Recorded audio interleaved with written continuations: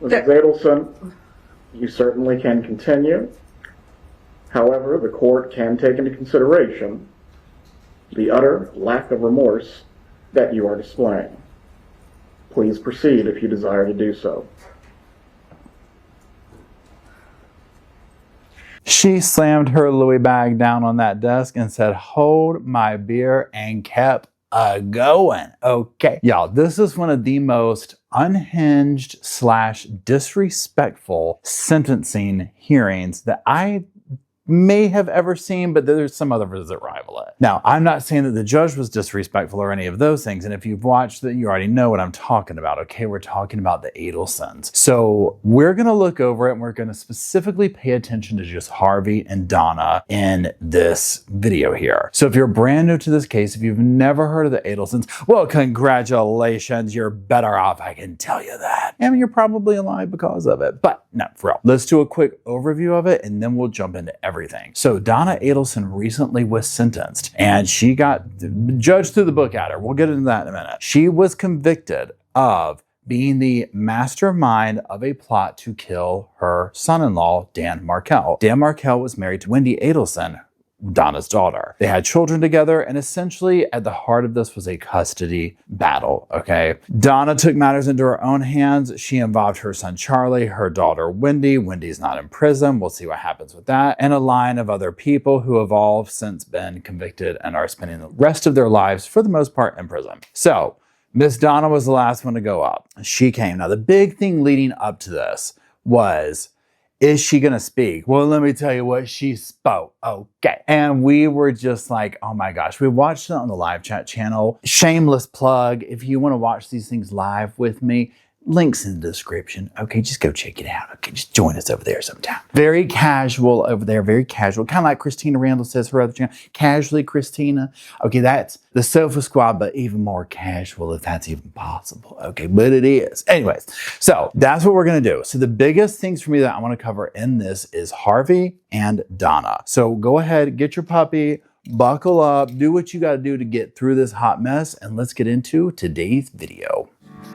Hey, hey, hey, welcome to the Sofa Squad, sipping from the cup at hey, hey. Now hold on everybody, let's do a quick sofa sidebar now. Keep in mind, ain't no cop, ain't no doctor, ain't no lawyer, ain't no therapist, ain't none of that fancy credentialed stuff, okay? Only credentials we got up in here is my sass, and this sofa. Now keep in mind also, I'm just giving my opinions on very public information, so do your own research, come to your own opinions, and drop them off in the comment section. And while you're down there, if you do like what you see here at the Sofa Squad, drop a little like, drop a little comment, drop a little share. It helps the channel out immensely. Now let's get edition. Hello Sofa Squad and welcome back to the sofa. We got a sofa. Bam! We got some kind of animal to look like deer, but I also heard they're stag. And we got a Paul. My name is Paul if you're new to the channel. If you ain't new to the channel, guess what? My name's still Paul. Okay, sorry to disappoint. So y'all already said what we're gonna be doing this video. I ain't gonna lie, we ain't gonna keep going. Let's just jump into that first clip. Thank you, Judge, and respected officers of the court for allowing me to speak. I have been Donna Adelson's husband for over 50 years. My wife sacrificed everything so that she could pour her heart and soul into our children, our grandchildren, and our marriage. This summer was our 54th wedding anniversary, and I had to spend it without her, hand in mind. She has done nothing wrong, and yet is being punished for a crime that she did not commit. Well, Mr. Harvey, I didn't know he had it in him. Okay, a couple of things here with this, y'all. First of all, and it's going to get worse. If you haven't watched any of this, I'm not lying. You're going to need to take, if you take blood pressure medicine, go on, take it, because it had me coming up out of my chair. Okay, so right away you hear him aligning Donna as a victim. Now we already know that they feel she's wrongfully convicted, and this leaves no question as to A, what kind of people they really are, B, their thought processes on Donna's guilt or not guilt or whatever, right? So when he goes into this, and this is what I'm talking about as being disrespectful, this was 100%, he didn't even get into anything about Dan. In fact, he will insult Dan's parents as we get deeper into this. He just immediately is going into, she's innocent. I had to spend whatever, the anniversary, whatever, alone. Donna's over there. Oh my God, Harvey, I can barely take It's just crazy. So this is calm compared to what we are getting ready to get into. So let's keep going. I thought we lived in a different kind of world, but I guess I was wrong. I have listened, watched, and sat in the courtroom for the entire trial, and I could not help but scream in my mind by the witnesses that were brought forward by the prosecution who told outright lies. Okay, now, number one, pay attention to this. Notice how his, and I don't know what you call this, but like his voice, his temperament is getting more aggressive and more angry and whatnot. Now, already up here, the witnesses, they're lying. I mean, literally, we're watching this live, and I'm like, this is like victim impact. This is a sentencing hearing. Also, keep in mind, this is one of the things I was thinking. You're talking to the man who is getting ready to sentence your wife. You little powder puff, okay? Like, just wrap your mind around that. Now, keep in mind, one of the sentences, the judge, it is what it is. It's life in prison, right? So there's that. The other sentences, there's some leeway there. And we'll hear, Jackie, a.k.a. Tom Petty, a.k.a. Donna's attorney, one of them, will try and get that as best she can and all this type of stuff. It doesn't work. Okay, spoiler alert. But this is how he's going to talk to somebody who has their lives in his hand, right? Now, granted, the jury, found her guilty. It wasn't the judge and whatnot. But just think about that. And then just take a little thumbtack, put that over here. We're going to come back to it. I didn't know that you could lie in a courtroom, but apparently you can. Danny's parents contend that they have never seen their grandchild. But for years they say they've never seen her. But Wendy has shared with me pictures and videos and letters from their visits. They have suffered immensely at the loss of their son, but they also contend to tell lies to the court about our grandchildren. Okay, this right here, my eye's twitching. My eye is twitching. Okay, this is what I'm talking about. Insulting the victim's parents, calling them liars. Now, also pay attention to what he's saying. Wendy has sent us pictures. She's done this, she's done that. We already heard what Wendy said on the stand. Now, and this is how the Adelsons operate in my mind. So remember, there's like a timeline where Wendy allowed, and when we say visits, we're air quoting visits, right? This is not a normal situation whatsoever. Okay, this was very controlled. This was very manipulative. And then when Wendy claims that the Markels, Dan's parents, made a comment, and essentially, and correct me if I'm wrong here, my sofa interpretation is they were basically saying if something pops off and Wendy goes to prison because wouldn't it surprise us, and kind of hoping so. They didn't say that part, but just if something happens, please send the children to this specific place so that we can come and get them. And Wendy manipulated and used that as being like, oh, she's trying to put them in foster care. She's trying to abandon the kids. She's trying to do this. She's trying to do that. And then cut them off. You see what I'm saying? So then the parents over here are talking about, no, well, we have this picture, and he didn't show it, but we have this picture, we have this specific thing. So they're lying. It also would not surprise me if leading up to this, between the verdict and this, if Wendy did a very calculated, and this is sofa speculation, I don't know. If Wendy did a very calculated, allowed, Zoom visit something, so that they could technically say, hey, here's this, and then she sent them pictures, right, as evidence. See, they're lying. They did that, or what? You see what I'm saying? That's how the Adelsons operate. They operate on well, technically, I did this on this date. And it's like, but you did A, B, and C the day before and the day after. So no, sorry, honey, we're not going to operate that way, okay? But this is what I'm also talking about, the disrespect that had everybody's mouths on the floor in that first clip that we watched. I mean, we're going to get to that, obviously. This is where the judge had just reeled both these people in, hello, take the temperature. Donna has always been a loving and caring wife and is innocent of the charges. A biased judge and jury were influenced by years of one-sided news pieces and social media. Dr. Ms. Fulford, this has nothing to do with the character of the defendant or relates to the sentencing. May I have just one moment, please? Go ahead. Okay, now I just thought of this when the Judge Everett was just like, this has nothing to do with the character of the defendant. I'm thinking this, I'm like, you know what? Actually, it does, Mr. Everett, Judge Everett, because this is telling you everything you need to know about these grimy people, okay?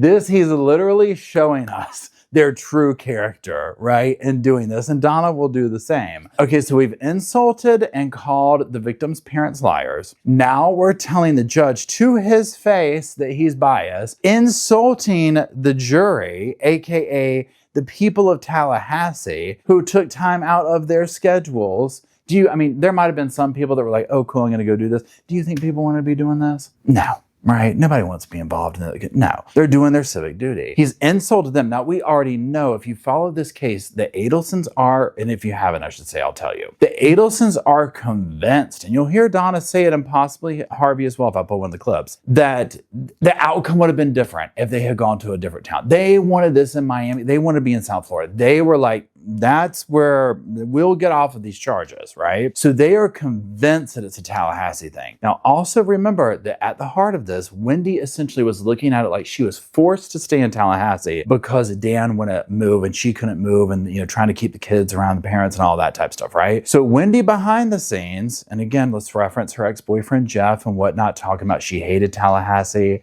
she this, she that, she blah, blah, blah, blah, blah, blah, blah. But then Wendy's gonna get in the sand, no, I had a nice life here. This, that, and the other. Well, both Harvey and Donna will talk about Tallahassee like, no, this town, in my own words, this town sucks. We would have gotten off of these charges if we were somewhere else like Miami or whatever. No, you wouldn't have, okay? But they are convinced of it. Let's keep going. Donna did not participate in the heinous acts that she was convicted of doing. You are sending an innocent woman to prison. You have taken my wife and you have taken my life as well. And for what? This is not justice. It is vengeance, and it is wrong. It's the gaslighting for me. This is not justice, this is vengeance. It's almost like they're telling you, by telling the judge what he's doing to them, what they did to Dan, right? And this is one of the things, I had Dr. Barry on the podcast channel. If you don't follow her, Dr. Barry, Dr. Patrice Barry, she's a psychologist. That's her channel. You can Google her, YouTube, or whatever. So I have her come on to kind of help break down some of these things in a credentialed way, okay? Because one of the questions that I have, and I'm curious what you think down in the comment section, is I'm like, do they really think that they're innocent? Do they really believe that? Did they look at the same evidence? Did they sit at the same trial, right? Now, here's what I think, and you tell me what you think. So I think that the way they operate is this. It's not, and I said this in the live chat with Dr. Barry, it's not like a moral compass, right or wrong, guilty or innocent. It's no, you don't have evidence A, B, and C that we in our minds think you need to get a conviction. Therefore, we didn't do it. Even though we know we did it, you just don't have the stuff to prove it, not in the correct way. So therefore, we might as well not have done it, right? And we're gonna stick to our story of only D, E, and F matter, not A, B, and C. The prosecution says A, B, and C matter and got a conviction on that, but we don't believe that. We think only D, E, and F does, and A, B, and C has nothing to do with it, right? We're ignoring that. And so I think that's how they justify it. Also, the canvas for this are very privileged, entitled people who have never been told no, who have gotten what they've wanted. They've gotten money to buy their way out of stuff. He was in his own practice, so of course he could do whatever, you know what I'm saying? Like running their own business, this, that, and the other, and whatever. And Donna, domestic engineering, basically the whole family into prison, right? Let's call it what it is, okay? So the clip we just watched, and we'll move on after this statement. The one we just watched was after Jackie went through and looked at what he was going to read and was like, yeah, bro, you need to, let's get to the last paragraph because you're going to probably get the book thrown at you too. Okay, now there's that ish show. Let's move on over to the main event of the circus. Let's hear what Miss Donna has to say. Okay. Is this loud enough, Judge? I can hear you. Thank you for letting me speak. My son-in-law, Dan Markel, was a fine and decent man. He was well educated and passionate about his career. He was a good son-in-law, but more importantly, he was a caring and loving father. This leaves me speechless. Okay, here's the thing. And correct me if I'm wrong here, okay? Y'all help me out here. We've seen the evidence. We've seen the emails. We've seen the text messages of what she's said about Dan. This is the total opposite. Now, I know she wants to play this little role, right? Oh, he was such a good father. He was this. He was such a good attorney. You know, she'll keep going on about that. But I'm like, no, y'all were trying to destroy him and talking about what a horrible, I mean, how did we get here? Now, somebody said, this is not my original thought. This is somebody in the comment section, so just know this. I'm not trying to claim somebody else's fame. If it was you, take your crown. Somebody was saying this in the live chat or the comment on the video, whatever. They were like, this is a performance for the grandchildren. And if you think about this in this context, because remember the kids, and when I say the kids, I'm talking about Wendy's kids, Dan's kids. They are going to, if not already, see a lot of this stuff on the internet, right? I mean, it is what it is. So with Donna, and Dr. Berry said this as well, she was like, Donna's all about appearances and maybe not the substance, right? I think that's how she said it. But regardless, this here, Donna, of course, put any evidence aside. She's going to want to, if you're thinking in the terms of appearances and what would the grandkids think if they're watching this, she wants to speak up and be like, oh, you had such a great father. Oh, yes. Oh, yes. Now, when they're old enough, at some point, they really look into all of this, because at this point, we can only imagine maybe what Wendy has told them about their father, right? When they get old enough to really delve into all this, if they ever do, they might choose not to. Who knows? You know, it will be up to them to make that decision and look at the evidence we all saw, right? Very different relationship. This was their father, this was their mother, this was their grandmother, this is their grandfather, right? So I can respect that level of that, of who knows where that cookie will crumble. But it also feels so wrong for Donna to have done what she's done and then take the cheap road out by, oh, he was so nice, he was so wonderful, using him in this performance as almost a currency, whether it's in hopes of leniency from the court system or sympathy from the public, and especially the grandchildren. On July 18th, 2014, his car was followed, leaving his home. It should have been just like any other day, an ordinary day in the life of Ben and Lincoln's father, but it wasn't. He didn't know when he left his boys off at daycare that would be the last time he would see them, and the last time they would see him. He didn't know when he went to the gym afterwards that would be the last time he would exercise. And he didn't know when he drove home that his life would end within minutes. Danny wasn't just being followed, he was being hunted. Yeah, at your direction, okay? This is the other part here. Okay, so like let's look at it from a strategic standpoint. And again, this is as if we're on the jury, whatever, you know, civil speculation. So they've convicted her.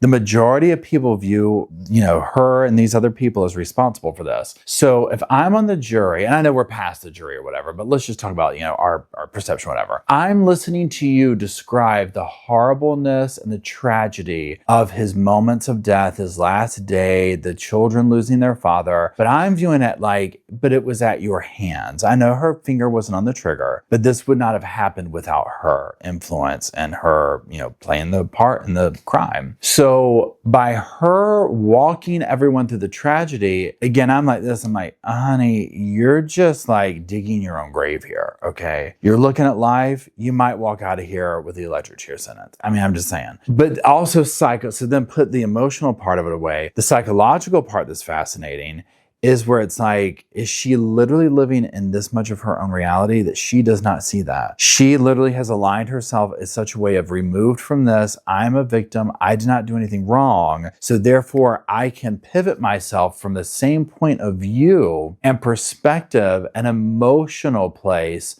as, say, the Markels, right? And that feels very gross. It feels very deceitful. It feels very slimy to me. And it feels unfair. He was brutally murdered in broad daylight, sitting in his car, in his garage, by vicious killers. I cannot imagine the terror he felt when he saw a gun pointed at him through the window of his car. Again, not the mental images you want to conjure up at your sentencing after your husband has just tried to read the judge, right? And now you're telling the judge just how horrible the murder and death was that you orchestrated. I mean, I'm literally like, thank God she is, right? Thank God she got the sentence she deserves. Like this, I'm just sitting here like, hello. Again, thank God the Markels weren't there. Can you imagine? Can you imagine? Now, I went into this thinking that Georgia and the Markels were going to speak. Well, they already spoke at sentencing, and I forgot that. So at the end of this, and spoiler alert, they don't speak or whatever. But then I was like, well, thank God they weren't here. I can't imagine after all they've been through, and then to sit here and be talked to about like this way and at this way and about this way that they are speaking of them is mind-numbing. I cannot conceive of his heroic efforts to stay alive during the hours after the attack. Danny died in the early morning hours of July 19th. His death is a loss to his children, his parents, his sister, all of us in his family, his friends, his colleagues in the legal community, and to his students at FSU Law School. Danny's boys each have a photo of themselves with their Abba, their dad, beside their beds. Notice she'd never said Wendy's name specifically. Now, I can understand, pretend this wasn't going on. I mean, obviously, they divorced for a reason, right? Again, now she's bringing the children up. Now, when we were watching this live, I was waiting for the but, and it's coming, okay? What she did better than Harvey is she tried to warm everyone up by playing this little victim. And like, oh my God, I love Danny, oh my God. She's gonna get to the, but here's what I really think. I said my obligatory, oh my goodness gracious, and saying Danny, I can't roll my damn eyes hard enough. I said my obligatory whatever. Now let me go in for the ask, Judge. And the ask is, I want you to know that I'm the victim here, right? So sorry that happened over here. Great guy, but that's the energy that is being served in this. They grew up kissing the framed photo and saying, "Good night, Abba, I love you." But pictures and memories are all they have, because cruel, cold-hearted people took him from all of us who loved him. Because cruel, cold-hearted people took him from all of us that loved him. I don't know what she was. I mean, literally, she just thinks that she is selling this good, right? And just being like, this is all done to sell herself as a victim, right? I don't think she means any of this. I think she's annoyed that they got caught, right? She's angry that they got caught. And if Dan was here, she'd spit on him, 100%, right? Because it was his fault that they got caught. You know what I'm saying? Like, literally, that's what you're dealing with here. My heart was broken when Danny died. My grandsons were going to grow up without the father who loved them. I would like to see, it'd be all I could do not to laugh at her in her face. The way she was looking up. And it's just like, but again, I know I say it 100 times, but you caused this. And not even just in the way, but the court found you guilty. It's so obvious. The evidence, even if you took the murder out, and this is just a matter of did she, yes or no, like her son-in-law? Absolutely not. She wanted to dress his children up in Yahtzee uniforms and send him pictures. This is a twisted woman, okay? This is not a little grandmother, right? This is the devil himself. I wondered, how could we help these boys through this trauma?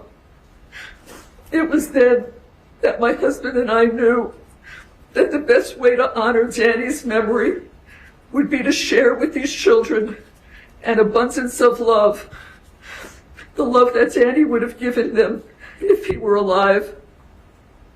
I literally thought she was going to say, when we were watching it, that's when we knew we needed to move them down to South Florida to be with us. But which is, I think, is code for that, right? Remember, they nobody skipped a beat. Wendy was already moving down there a few days, right? They all went off, just continued life, and were happy as could be. They got what they wanted. He was gone. They weren't sad over that. Of course they weren't. They made it happen. It is interesting how the state can't make up its mind about who is what they call the, quote, mastermind behind this murder. In both of Catherine Magbanaw's trials, the state claimed she was the mastermind behind Danny's murder. In my son Charlie Adelson's trial, they claimed he was the mastermind. And now in my trial, they claimed that I, this grandma, was the mastermind behind the murder. This grandma, please. You know the judge threw up in his mouth a little bit when she said that. Here's the but. Here's the but. Okay, this is all that fluff that we got to. This is what it was for. This is where we are always headed, right? So, yeah, buckle up because it's about to get laid on thick. I had no idea that other people planned to cut Danny's life short. And the people who did this are exactly where they deserve to be. But I had no knowledge that this horrible, evil act was going to take place. No knowledge at all. None. Didn't even know. Again, you have to suspend the belief of the conversations with Charlie and the bump. Literally just the bump, the bump, the bump. I think it involves you and me, Charlie. Let's not talk about it on the phone. What? No, absolutely not. Or does she think we're stupid? Does she think the judge is stupid? If I had become aware of this plan before Danny was murdered, I would have stopped it. With not one iota of actual evidence, the state convinced a Tallahassee jury that I solicited and conspired with other people to have Danny killed.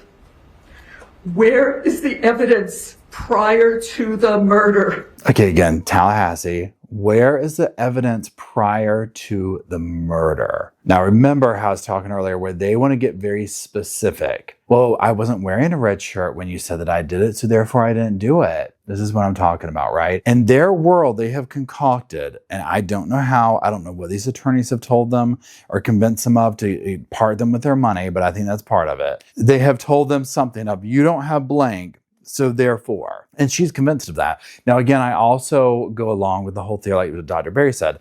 It's about image. It's about perception. It's not about right or wrong or whatever. It's about like public perception, not wanting to be known as. Notice she says, this grandmother, she very much thinks in these terms. And granted, does anybody want to be known as like a murderous grandmother that killed, your grandchildren's father, right? I mean, come on. The evidence beyond a reasonable doubt that the state needed to prove their case.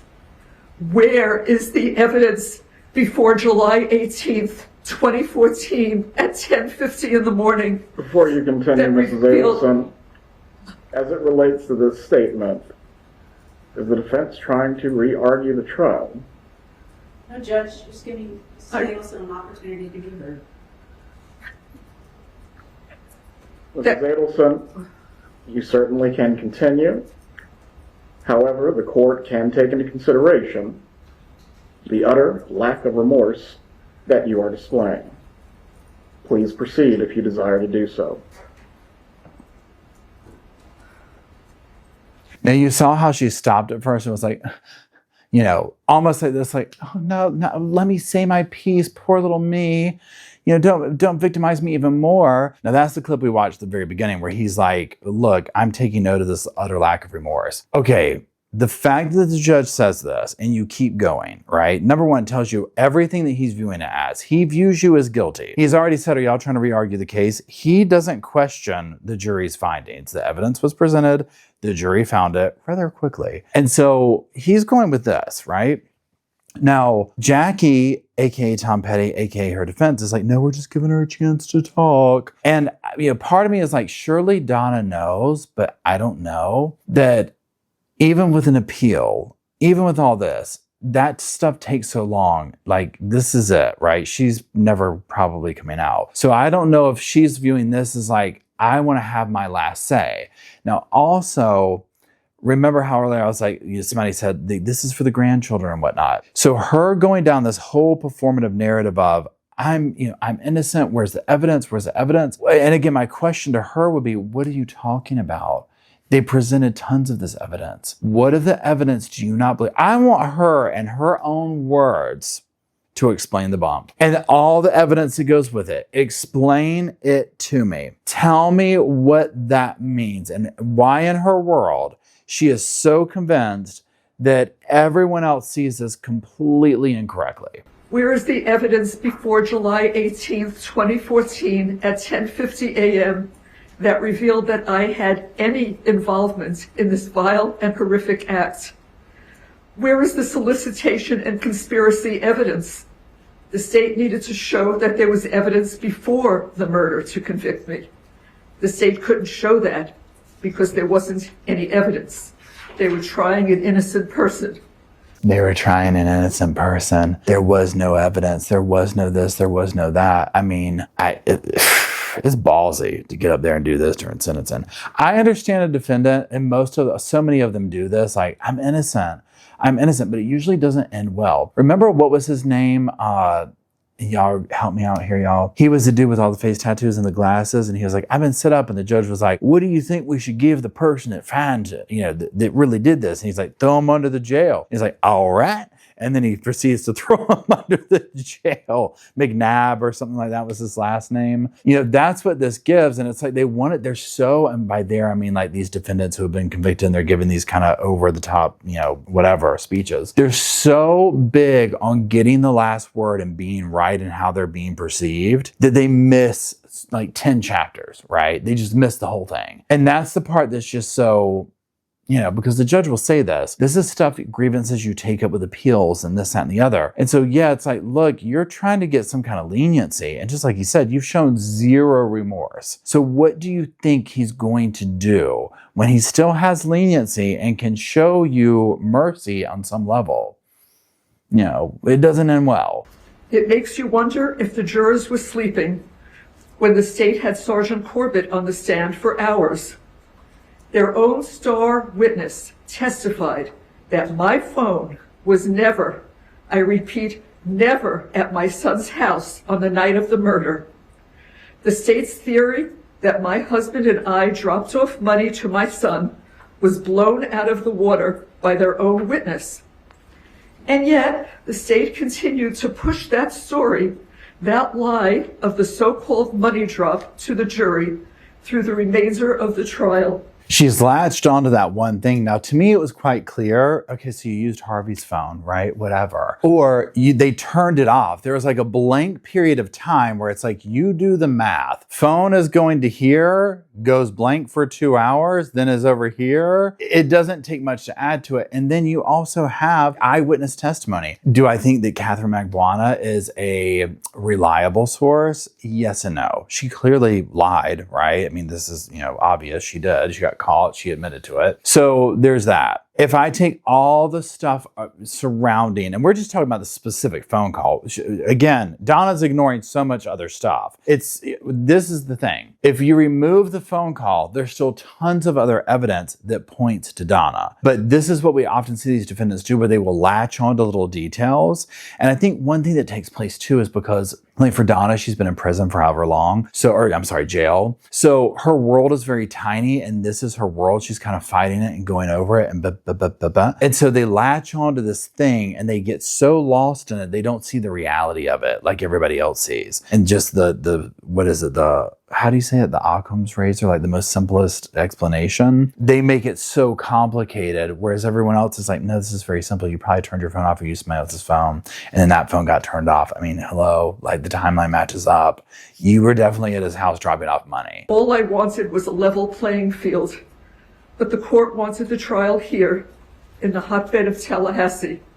Now, again, this is what I'm talking about. The hotbed of Tallahassee. Convinced they would have had a different outcome. Why? I don't know, but whatever. They absolutely are convinced that Tallahassee is to blame. But again, with these personality types, they always blame everything and everybody else. I sat through 3 days of jury selection. 180 potential jurors were asked if they had developed an opinion in my case.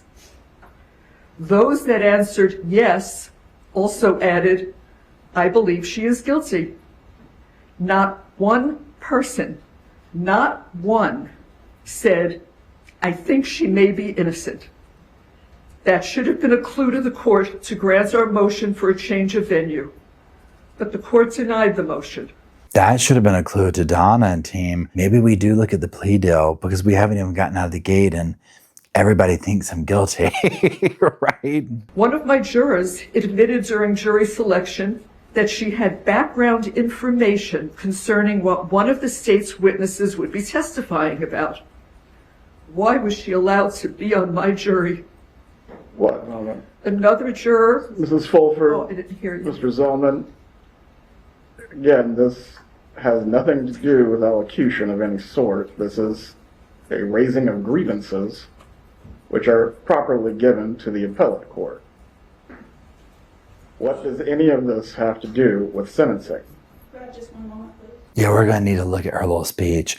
And he's right. This is appellant court stuff. She's going down this whole list. Spent more time doing this than she did going on about Dan, right? Again, Dan was her gateway into this. She was just trying to sound decent, make it look, okay for the grandkids. Now she's getting into the real thing right here. She wants to re-argue the case. What happened to Danny is unforgivable. But I am an innocent woman convicted of this terrible crime without evidence. Danny was a brilliant legal scholar.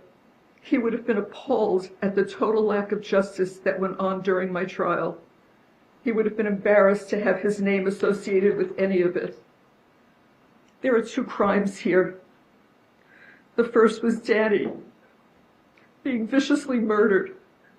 The second one is taking my life, the life of an innocent woman. Convicting me should not be retribution for Danny's death. That is not justice for Dan. Gonna sit here and use his good name. He wouldn't even want his name associated with this law work. She was trying to get at Georgia, right? That was her little quip at that. I'm like, honey, he's probably sending Georgia, applause and gratitude from the grave for bringing you to justice, right? It's like, for the person, look at her defense team. Slept halfway through the trial, wearing a 5X too big suit up there, disorganized, disheveled, and she wants to give lawyer advice. But again, this is completely on brand. They are showing their characters by doing this. This was a true reveal of character, a true mask coming off. I do intend to file an appeal so that hopefully I have the opportunity to be given a fair trial outside of Tallahassee. So nanny boo-boo is literally what I felt that ending was like. So all that goes on. They do more stuff. Let's get to the tea of it. Let's get to the sentence. On count one of the indictment for first-degree murder, you are hereby sentenced to life imprisonment without the possibility of parole or release, pursuant to sections 782.04 and 775.082 sub 1 sub A Florida statutes. On count two of the indictment, conspiracy to commit first-degree murder, you are hereby sentenced to 30 years in the Department of Corrections that will run consecutive to count one. The court will also sentence you to 30 years in the Department of Corrections on count three. Counts 2 and 3 are to run concurrent with each other, but consecutive to count one. And don't let the door hit you on the you-know-what. Okay, now cart her out of here. So, y'all, life sentence plus 30. So she got the maximum thing. Her attorneys asked for 3 years on these other charges. You think the judge was going to do that? The max was 30. She got 30. Now, these are the favors he did her. He ran the 2 30s concurrent, but consecutive to the life. I love that part. He will suggest that she goes to Miami to be near Harvey. Now, also they owe like almost $1 million. It's like probably around $800,000 or whatever. And I felt like when the judge said the amount, I didn't put it in here, that Donna had this look of like, you're never gonna get that money from my sweet little Harvey. If I were them, and I don't know what you can do, whatever, I would have been funneling money to Wendy because that's really the only one left, right? Rob, the most sane Adelson, God bless his soul, he doesn't have anything to do with him as far as we know. And Donna probably wrote him off because he basically testified against her, amongst, other things that she deemed as wrong, right? So she's going to do her little appeal. She probably won't live long enough to see that take place. And that'll be that. And do I think we'll hear more from her? Of course, there's going to be the little things, you know, the first appeal that comes up, just like the thing for the new trial, you know, and obviously when something takes place and whatnot, you know, then the next thing is, I don't think they're coming after Harvey. I don't think they're coming after Wendy. I think we would have probably seen that at this point, but I never say never at this point. So anyways, this is a bit of a long video, so I do appreciate you watching. Drop all the tea in the comment sections. I'm curious about all the stuff we talked about. So while you're in that comment section, if you could, please drop some little sofas off for Mr. Roscoe in spirit, Bo and Luke, me and you, the most important, the Sofa Squad. Thank you for making the channel possible. It would not be here without you, and I greatly appreciate it. And until we meet in that comment section, bam, I'll see y'all soon. I just wanted to say thank you again for watching the whole video, and also thank you for being part of the Sofa Squad. Special thanks to all the Patreon members, channel members from both of my channels, everybody who likes, shares, subscribes, comments in the comment sections. It helps the channel out so much. Now don't forget, I do have that other channel, the podcast channel. That's where we go live, we hang out, we talk. We have kind of sort of a schedule, but just be sure and check it out. I'll put it up here on the screen. And then like I said in the beginning of the video, if you want to follow me and Roscoe on the Instagram, go on, check it out. It's right here on the screen again. But once again, thank you very much. I really appreciate you being part of the Sofa Squad, and I'll see you in the next video. Welcome to the Sofa Squad, sipping from the cup that hey, hey, hey. Come laugh with the Sofa Squad, can't roll my damn eyes hard enough.